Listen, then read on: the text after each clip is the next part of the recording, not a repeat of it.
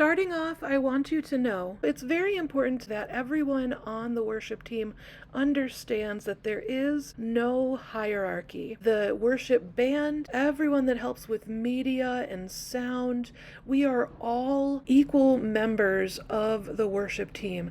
It is all of our responsibilities and jobs to make it as easy as possible for our congregation to worship together. Okay, Sound 101.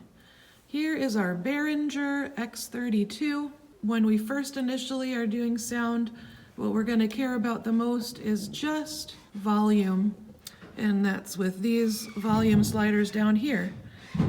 So right here, for example, this says vocal 1. I know you can't read it, but in here it says vocal 1, and so that's a worship leader's voice. If you want more, just tiny little movements like that are usually good. If you want less, tiny little movements like that. Unless it's way off, then of course, you can move it more. So we always want the leader to be louder than all the other vocals. All these blue are vocals.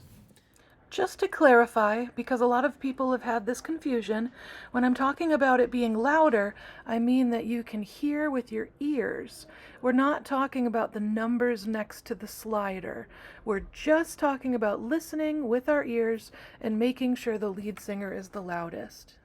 If you listen to any worship song that you really love, you'll notice you can tell who's leading really easily, and then the other voices are just there to support and fill in the sound.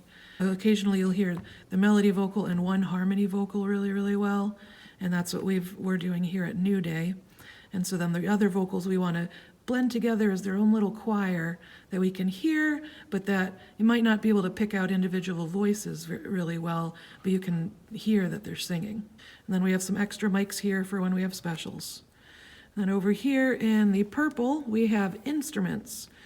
And all with our instruments and our vocals, they're all numbered in order of the stage. So when we look up at the stage, it'll be vocal 1, 2, 3, 4 in the front, and then the back is 5 and 6. And then for instruments, it'll be guitar 1 is Courtney, guitar 2 Keith, guitar 3 doesn't have a spot on stage at present, but guitar 3 would be the next guitar that we add. Keys 1 will be Courtney, keys 2 would be Madison. So for our purposes, when we click over here, we have this, when this button is green and lit up, it's channels 1 through 16 on the board. When this button here, it's channels 17 through 32. We're currently only using, we currently only have 23 assigned, and that's about as many as we have lines coming from the stage 4, but if we ran another snake or did wireless mics or wireless hookups, we'd be able to have more channels.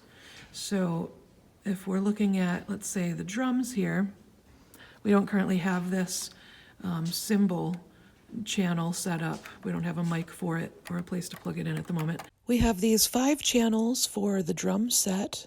And the drum set itself, we want to consider kind of like the vocals. So for example, we want the kick drum or the bass drum and the snare drum to be like our main vocals, like our lead singer and our lead harmony vocal. And then we want the toms and the cymbals to be like the choir supporting. You want to be able to hear them all. You don't want it to be like obvious that, oh, that snare's way louder than the toms. But at the same time, we definitely want the toms and the kick drum to be more prominent and they're more important.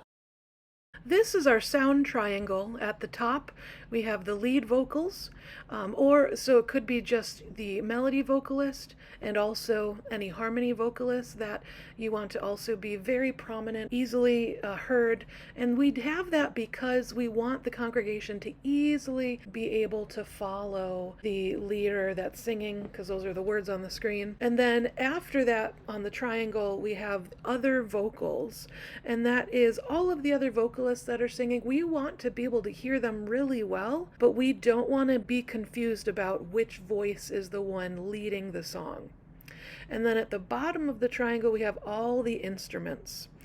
All the instruments should be able to be heard individually in their own right, and that's a volume issue, but it's also an EQ issue, which we'll learn in the future, that we want to be able to hear all the instruments individually, but we don't want any of them drowning another instrument out or the vocals out. So we want to try to get that nice balance in there. The reason we have this sound triangle is because in order for the congregation to sing along, they need to be able to hear the words. So we want to be careful. Once start getting older, it's harder to differentiate between two sounds that are at the same level. And so we want to make sure there's a big difference between the volume of the vocals and the instruments, because we want to make it very easy for everyone in the congregation to follow. We are not a rock band, we are a worship team, and the whole point of what we're doing is to help lead our congregation to be able to worship in unison together while we sing.